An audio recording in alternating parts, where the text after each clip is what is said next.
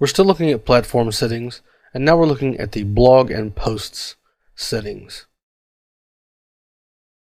Now the posts page layout mode actually supersedes the layout editor that we set earlier.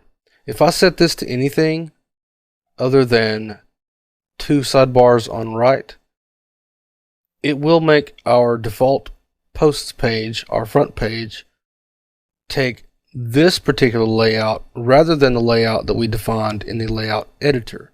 So if you want to have a layout that's the same on all of your site except for your posts page, this is where you would define your posts page layout.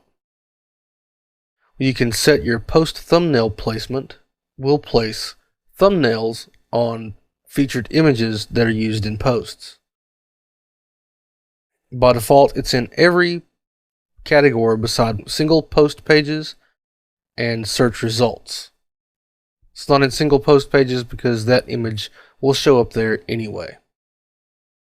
The post byline, we can define what content shows up in the post byline. We can disable author, date, comments, and enable categories by default. But we will keep author and comments because we don't really care when these posts were made, and having old posts, sometimes people look at that date and say, oh, that's old, and then immediately leave. So we don't want to give them that luxury of knowing when the post was created and thus unfairly determining that it is irrelevant. We can also show where to show post excerpts or summaries. We can show page titles. We will automatically show the page title for now. We can also define where to put full post content on posts. It shows up on single post pages by default, but we can also choose to show it in these places as well.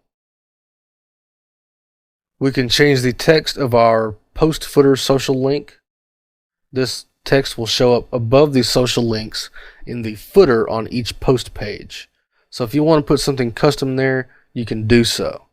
And we can also enable Twitter short URLs, define what social sharing icons that we want to show up. And that looks good, so we will save it. And we'll move on to sidebar options. You can basically hide sidebars when they're empty. When you have no widgets in a sidebar, it will be hidden. But we're always going to have widgets in our sidebars, so we're not going to modify this. Let's move on to footer options. You can have a statement in your footer. This would be for a goodbye statement, a thank you for viewing my site statement. You could put anything here, anything that you would add as a side note or an addendum or anything like that that you want your readers to read on every page, put it here. Now your copyright and that kind of thing will go in the site terms statement. Also, any kind of terms and conditions you may have for using your site should be listed here clearly. So we will save that. And in our next video, we'll finish up talking about box settings, miscellaneous settings, and custom code.